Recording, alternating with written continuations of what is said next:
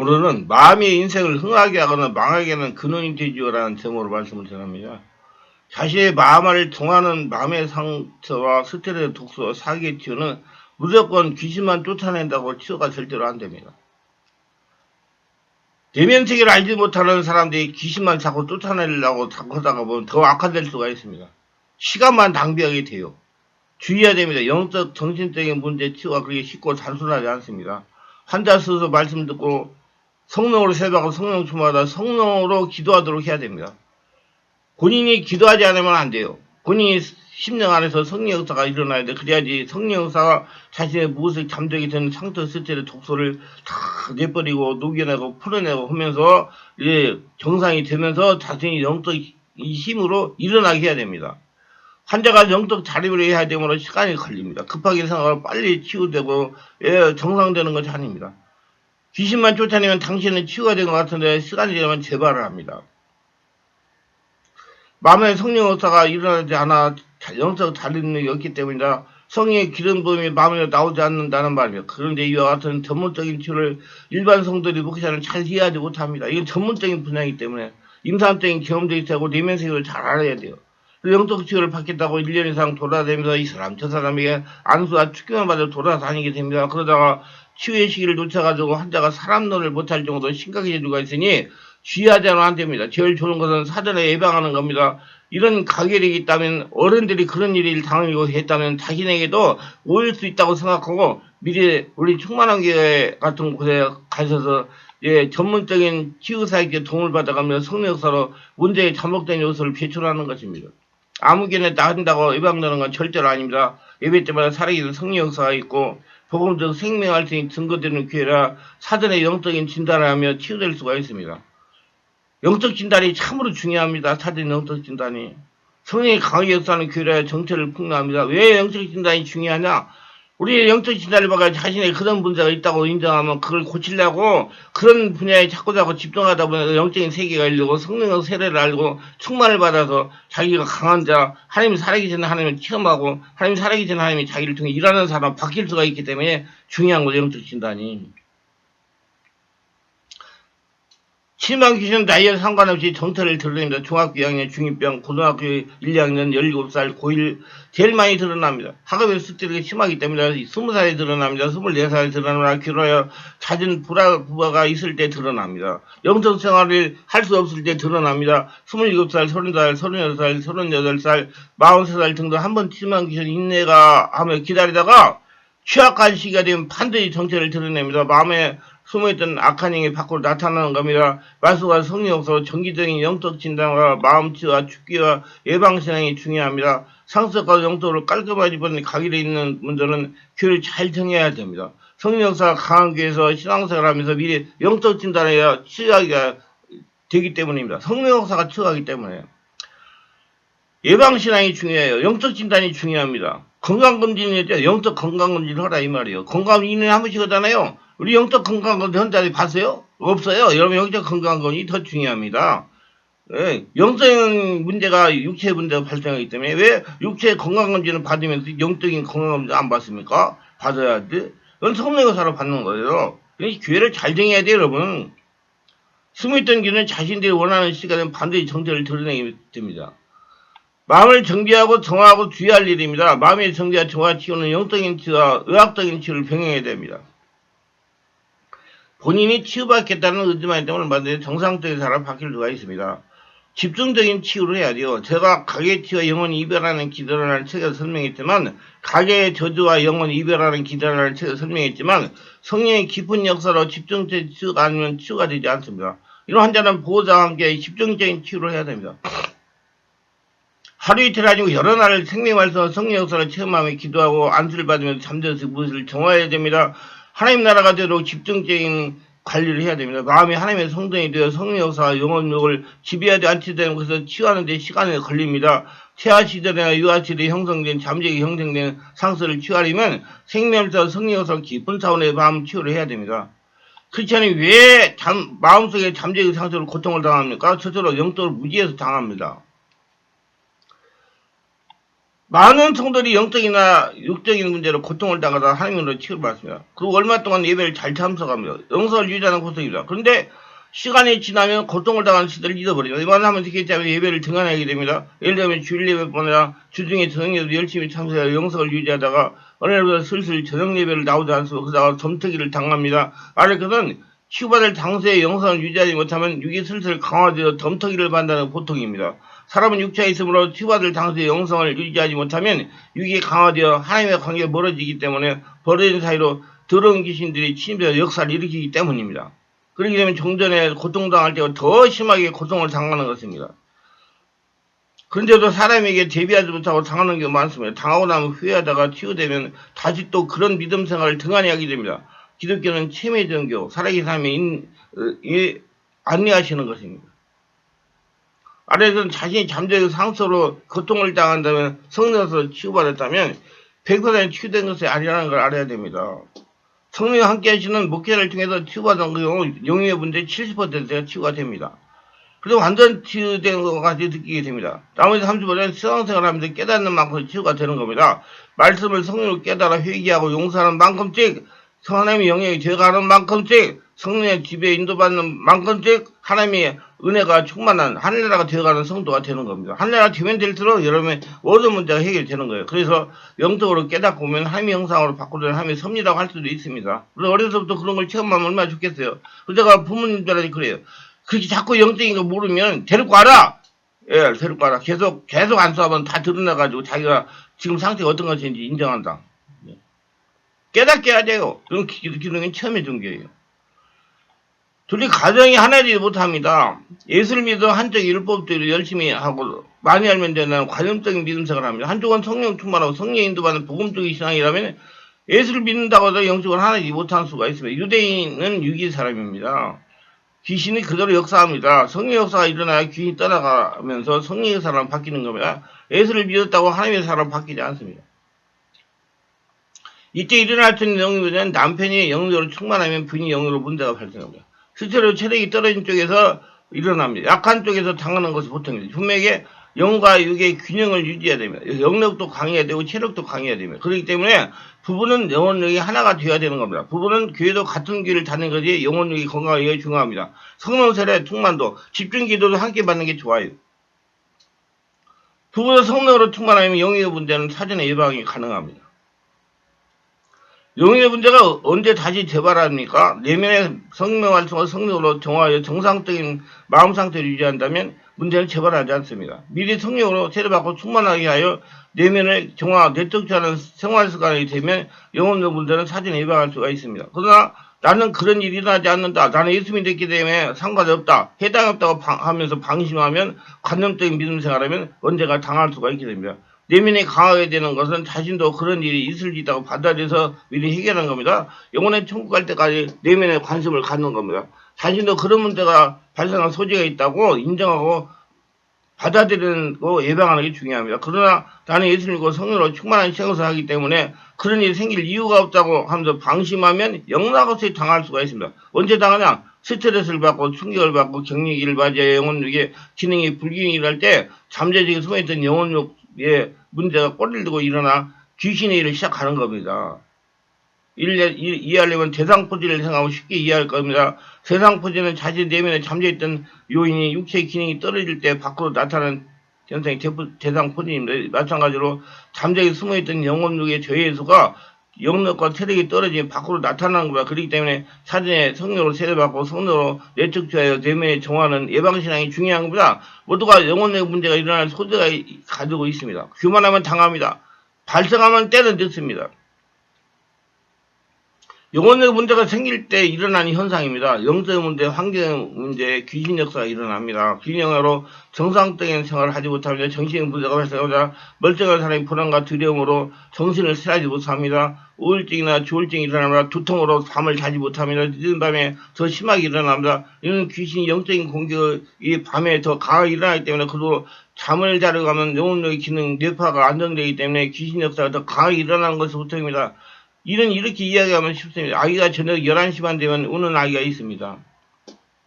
이는 아기가 영적인 심하게 불안하기 때문에 오는 겁니다. 영적인 내면 세계가 불안정하기 때문에 불안과 두려움이 오는 겁니다. 그럼 몸도 많이 아파요. 막 그놈들이 드러나기 때문에 배도 아프고요. 내면 세계의 상처가 발작하여 내장에 통증이 있어 울기도 합니다. 제가 이런 아이들을 안수하면 배에서 꿈틀꿈틀 악한 것을 올라 기침을 통해서 떠나갑니다. 울음을 통해서 떠나갑니다. 제가 수원에 우리 동기가 저는 나이가 많아서 신학을 한 사람이기 때문에 저보다도 그 동기들이 한 15발 정도 어린 사람들이었어요. 그 수원에서 어떤 전도사, 그 우리 동기 전도사가 집으로 뭐 온다고 해서 내가 가가지고 이 얘기를 한참 하니까 그 사모님이 뭐라고 하냐면, 목사님, 우리 그 애가요, 저녁에 11시만 되면 잠을 안 자가지고 참 고생을 많이 합니다. 지금 이제 오전에 지금 됐으니까 지금 자고 있잖아요. 그래서 제가 딱 이거 보니까, 아, 배에 문제가 있어요. 제가 이제 거기다 놓고 성령 임재를 요청해가지고 배가 막 그 부모님들 보는 데에서 어린애가 이제 2돌 정도 2살, 3달 그 정도 된 애가 배에서 꿈틀꿈틀한 것이 보이는 거에 누워 자는데 눈으로 보였단 말이에요. 그거 체험해본 사람은 나한테 시비 걸어요. 자꾸 시비 걸라고 하지 말고 거기서 다 봤어요. 꿈틀꿈틀 배에서 중마는 것이 뿔뿔 올라가가지고 막 오는 그러니까 애가 막 울더라고요. 그래가지고 내가 나서면서 다 풀어주고 떠나가라 막 애가 막 울고 콱콱콱콱콱콱 하고 딱 없어지더라고요. 그래서 다 치료가 됐어요. 그래가지고 내가 나중에 의심이 생겨 전화 받더니 참 아주 저녁이 잘 잔대요.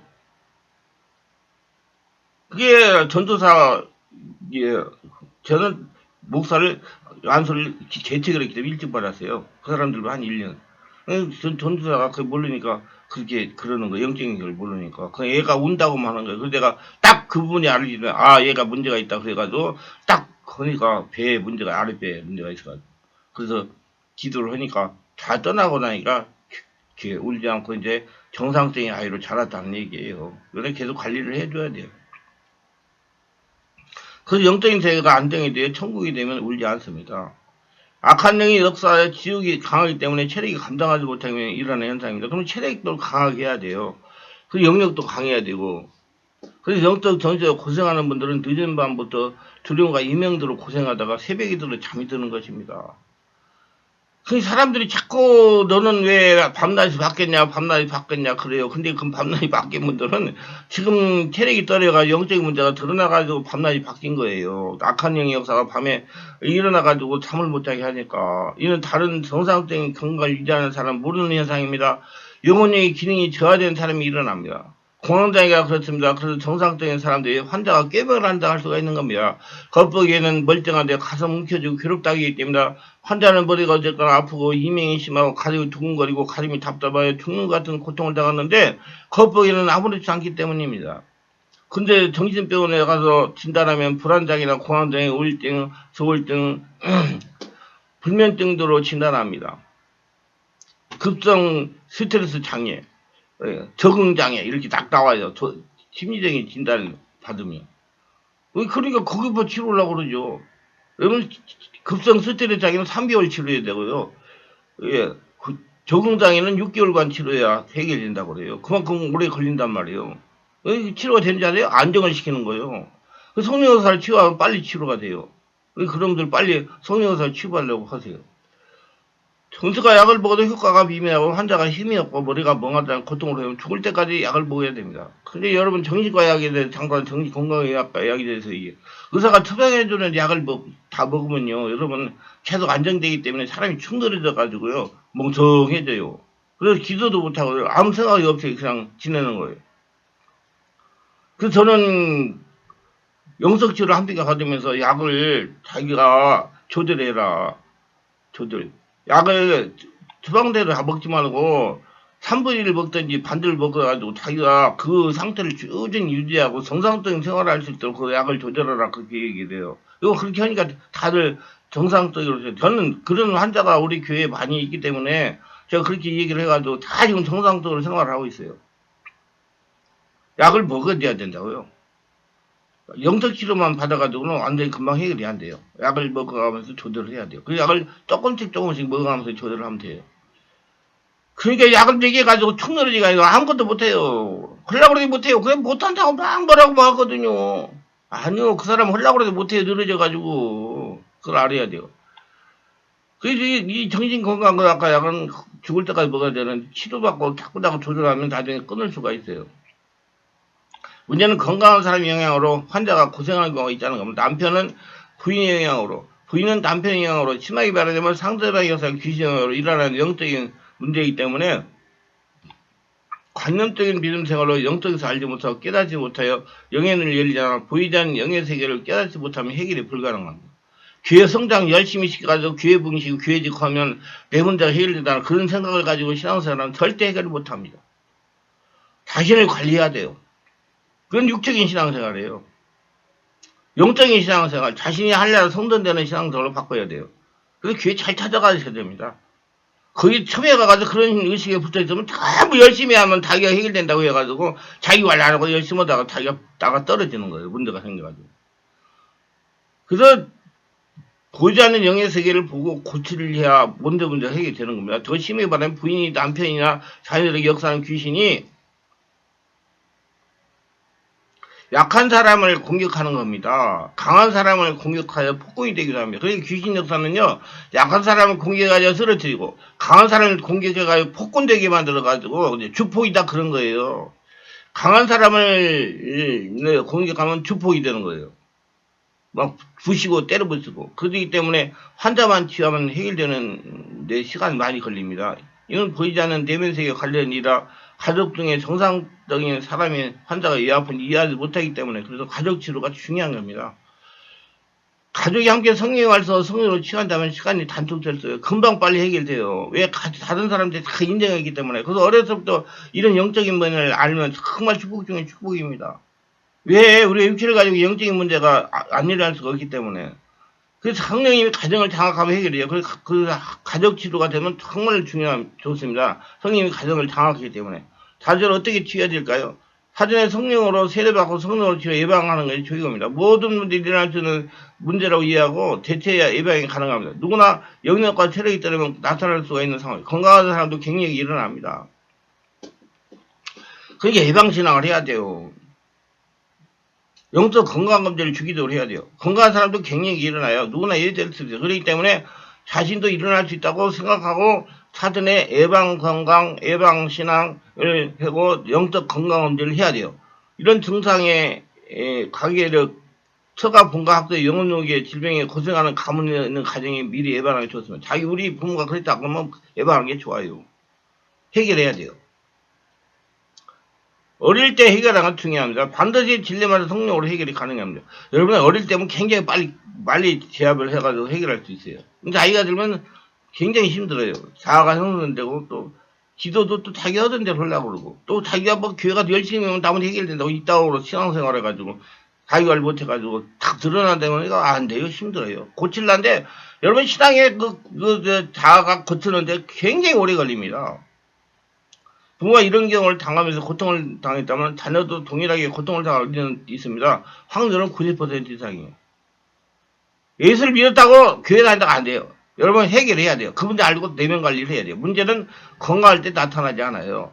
영혼적 기능이 떨어졌을 때 나타나기 때문에 자기 처음 예수 믿는 가정이라면 부부와 가족 실제적인 성령 역사가 일어나는 교회에 같이 다니는 것에 아주 유익합니다. 정말 제가 어렸을 때부터 그 신앙생활 처음 시작하고 이런 영적인 문제 안 했으면 지금 더 많이 발전했을 거예요. 그래도 하나님이 은혜를 주셔가지고 그 영적인 문을 자꾸 생각하고 깨닫고 여기까지 온 거예요. 일반적인 신앙생활을 모릅니다. 못해요. 그분은 자꾸 파고 가요. 왜 어떻게 자꾸 해야 돼요. 왜 어떻게 하다 보니까 제가 글을 써가지고 이렇게 지금 말씀을 전하고 있는 거예요. 3년 이상을 성령으로 충만하게 유지하면서 치유에 안심할 수가 있습니다. 여러분, 자기가 박사가 되고 스펙을 쌓고 돈을 많이 벌고 뭐하고 해도 자기가 건강에 여러 가지 문제가 생겨가지고 떨어져 버리면 아무 소용 없어요. 그래서 자기가 봄이라고 생각하고 자기 관리 잘해가지고 모든 것들을 하고 나면 다 늙어까지 재산이 될 수 있어요. 그래서 관리 잘하시고 은혜가 충만하시길 바랍니다. 그 다음에 오늘도 저희 설교를 끝까지 들어본 분들 축복하옵소서. 특별하게 구독, 좋아요, 알림 설정 후원하신 분들을 기억하시고 성령을 세례받고 내면 세계를 알고 영적 세계를 알고 마음의 중요성을 깨닫고 마음을 치워야 살아계신 하나님의 성전으로 살아가며 자신이 하나님의 보물이 되어 자신이 하나님의 보물이라는 걸 알고 평생 하나님과 동행하며 하나님 쪽을 거둬들이며 살게 하옵소서. 예수님의 이름으로 기도합니다. 아멘.